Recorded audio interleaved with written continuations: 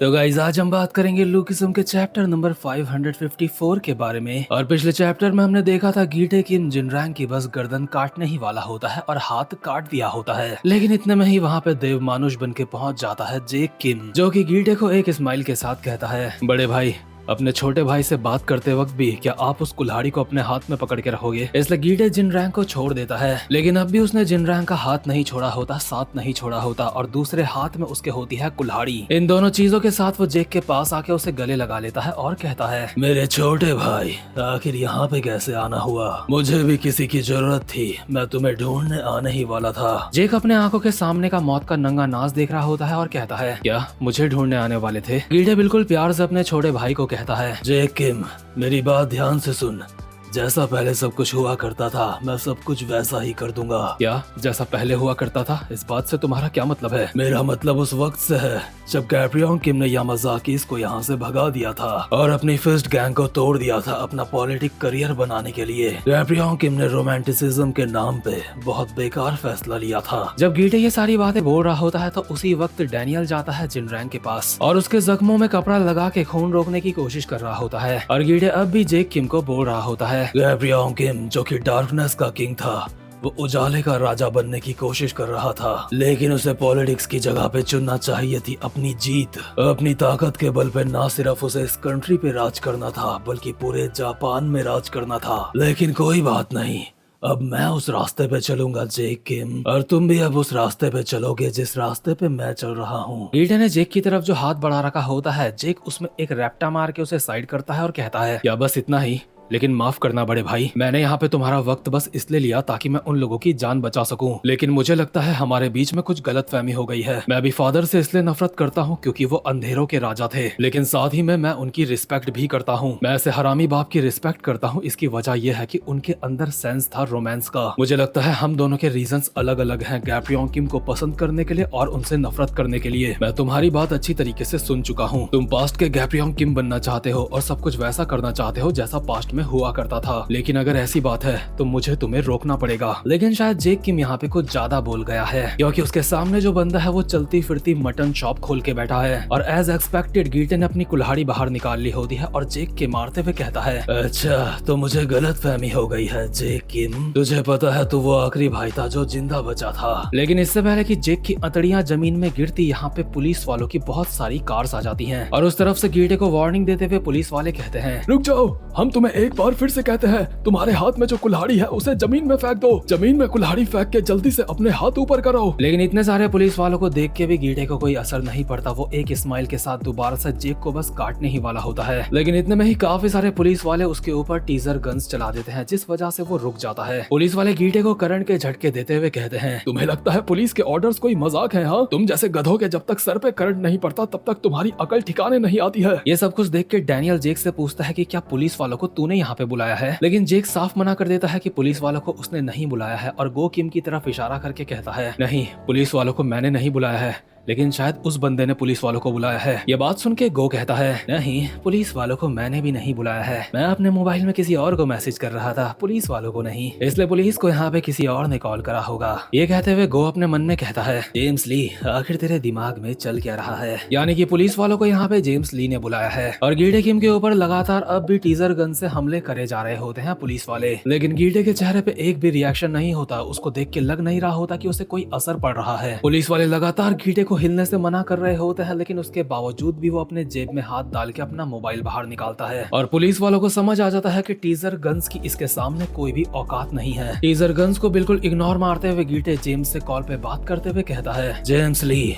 आखिर ये सब कुछ क्या चल रहा है? जेम्स कहता है, यही बात मैं तुझसे पूछना चाहता हूँ, आखिर इस वक्त तू क्या कर रहा है? मैंने सोचा था अगर तू वहाँ पे जाएगा तो जिनरैंग और डैनियल पार्क को मेरे पास लेके आएगा, लेकिन तूने वहाँ पे उससे ज्यादा प्रॉब्लम्स खड़ी कर दी है जितनी तू झेल सकता है। मैं अब तक तेरे फैलाए हुए रायते को साफ करता आया हूँ, लेकिन लगता है तू हमारे रिश्ते को थोड़ा गलत तरीके से देख रहा है। तो बता तुझे इस बारे में क्या लगता है? बेचारे शैंग बेग को अभी स्ट्रेचर पे ले जाया जा रहा होता है, और गीटे एक स्माइल के साथ कहता है, ये काफी ज्यादा दिलचस्प बात है, तुझे मेरी जरूरत है तेरे प्लान के लिए, लेकिन उसके बावजूद भी बोल रहा है कि मुझे जेल भेजेगा। और तुझे भी तेरे प्लान के लिए मेरी जरूरत है, उसके बावजूद भी तू वहाँ पे रायता फैला रहा है। गीटे किम, बेहतर यही होगा कि हम दोनों को एक दूसरे की बाउंड्रीज को क्रॉस नहीं करना चाहिए। वहीं दूसरी तरफ डैनियल वास्को और जैक को उठाता है। वास्को भाई की नींद पूरी हो चुकी होती है और कहते हैं, डैनियल क्या फाइट खत्म हो चुकी है? जैक कहता है, पुलिस वाले यहाँ पे हैं, इसका मतलब फाइट खत्म ही हो गई होगी। लेकिन सच में वो इंसान काफी ज्यादा ताकतवर है,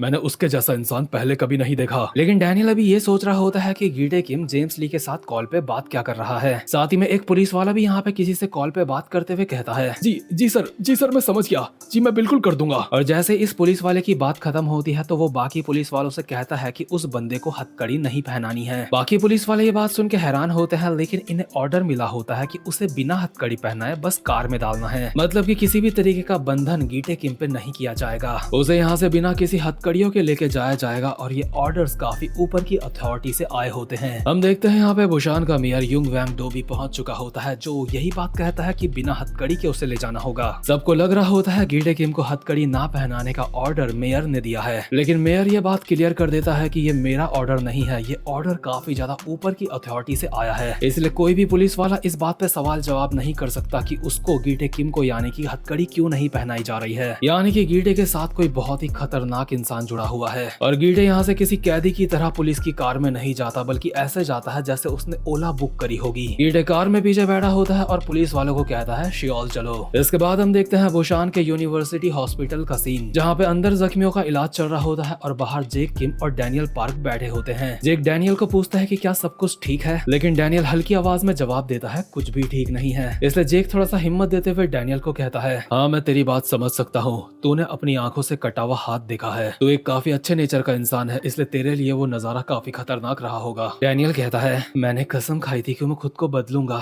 लेकिन अभी मैं खुद को काफी ज्यादा बेचारा महसूस कर रहा हूँ। नहीं डैनियल पार्क, ये सच नहीं है, जो नजारा तुमने देखा है उसको देखने के बाद किसी को भी ऐसा ही महसूस होगा, लेकिन तुम्हें खुद को मजबूत रखना चाहिए, खासकर ऐसे वक्त में। हाँ मैं भी शांत रहना चाहता हूँ, लेकिन मेरे आंखों से उसका चेहरा हट नहीं रहा है। साथ ही मैं खुद को ये सोचने से नहीं रोक पा रहा हूँ कि जिनरैंग की हाथ की जगह मेरा हाथ भी हो सकता था। आखिर मैं इतना ज्यादा कमजोर क्यों हूँ, आखिर क्यों? इतने में ही डॉक्टर लोग ऑपरेशन थिएटर से बाहर आते हैं और डैनियल लोगों को कहते हैं कि सर्जरी वर्जरी हो गई है, लेकिन अभी हम कुछ बोल नहीं सकते कि आगे क्या होगा, क्योंकि पेशेंट अब भी अनकॉन्शियस है, इसलिए हम वादा नहीं कर सकते कि वो बच पाएगा या फिर नहीं। अगर उसकी किस्मत सच में बहुत ज्यादा खराब हुई तो ऐसा भी हो सकता है कि वो कभी होश में ही ना आए। लेकिन जेक को इस बात से ज्यादा फर्क नहीं पड़ रहा होता और वो डैनियल को कहता है, अरे वो ठीक हो जाएगा, डॉक्टर लोग हमेशा ऐसी ही डरावनी बात करते रहते हैं, हमें उसकी चिंता करने की जरूरत नहीं है, वो जल्दी ठीक हो जाएगा। डैनियल को भी उम्मीद होती है कि वो ठीक हो जाएगा, इसलिए कहता है, हाँ मुझे भी बुशान के किंग के ऊपर यकीन है, क्योंकि वो कोई मामूली इंसान नहीं है। लेकिन यार तेरा बहुत बहुत शुक्रिया यहाँ पे आने के लिए,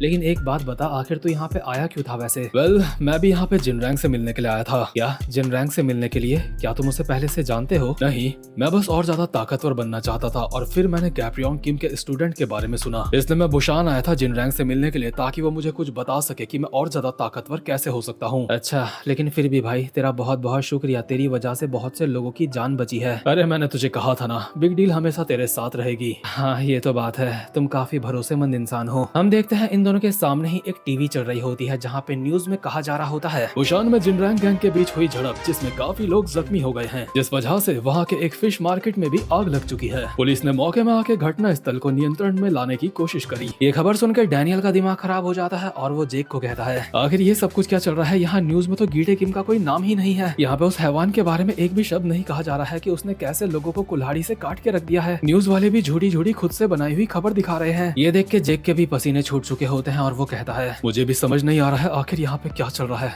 आखिर गीटे के पीछे कौन है, आखिर कौन है जो गीटे की इतनी सब कुछ मदद कर रहा है? ऑब्वियसली डैनियल के मन में भी यही सवाल होते हैं। इसके बाद सीन शिफ्ट होता है और हम देखते हैं जेम्स ली को। कुछ लड़कियां जेम्स का मेकअप कर रही होती हैं और वो कुछ पढ़ते पढ़ते कहता है, इतना मेकअप काफी है। लेकिन एक लड़की उसको कहती है, आप आम तौर पे इससे ज्यादा मेकअप करवाते हो। जेम्स उसका जवाब देते हुए कहता है, कोई बात नहीं, आज मुझे इसकी ज्यादा जरूरत नहीं है। और साथ ही में डैनियल के बारे में अपने मन में सोचते हुए कहता है, डैनियल पार्क, आखिर में तुझे मेरे साथ मिलकर ही काम करना होगा। भले ही मैं तुझे छोड़ दूं, लेकिन तू मुझे नहीं छोड़ पाएगा। मुझे तेरी और तेरी 2 बॉडीज की जरूरत है और आज से अब सब कुछ बदलने वाला है। इतने में ही एक बंदा यहाँ पे आके जेम्स को कहता है, सर डियागो कैंग, अब आपको चलना चाहिए। हाँ ठीक है, लगता है सारे लोग यहाँ पे पहुँच चुके हैं, तुम आगे चलो, मैं आ रहा हूँ। दरअसल बाहर जेम्स ने एक प्रेस कॉन्फ्रेंस बुलाई होती है और न्यूज वालों को समझ नहीं आ रहा होता है कि इस इतने बड़े सेलिब्रिटी ने प्रेस कॉन्फ्रेंस क्यों बुलाई है। जेम्स लिए भी दुनिया की नजर में एक हीरो होता है जिसने अपने करियर से रिटायरमेंट ले लिया होता है और साथ ही में चार्ल्स जोई को सबके सामने गलत कहा होता है और लोगों के मुताबिक ऐसे महान इंसान आज क्या बोलने वाले हैं, ये बात उनके लिए काफी ज्यादा जरूरी हो सकती है। इतने में डियागो कैंग सारे के सारे न्यूज रिपोर्टर्स के सामने आ जाता है और यहाँ पे आते ही उसकी काफी सारी फोटोज क्लिक होने लगती हैं। उससे तरह तरह के सवाल पूछे जा रहे होते हैं कि आप एंटरटेनमेंट इंडस्ट्री में वापस कब आ रहे हो और आखिर आज आपने ये प्रेस कॉन्फ्रेंस क्यों बुलाई है। आप एक हीरो हो जिसने चार्ल्स जोई को सबके सामने लाया है, यानी कि चार्ल्स जोई के खिलाफ आवाज उठाई है। लेकिन जेम्स अभी इनकी बातों पे ध्यान नहीं देता और कहता है, हेलो एवरीवन, मैं हूँ डियागो कैंग। मैं आज यहाँ पे आप सबको बहुत ही ज्यादा कुछ शॉकिंग बात बताने के लिए आया हूँ। साथ ही में जेम्स अपने मन में बोल रहा होता है, डैनियल पार्क,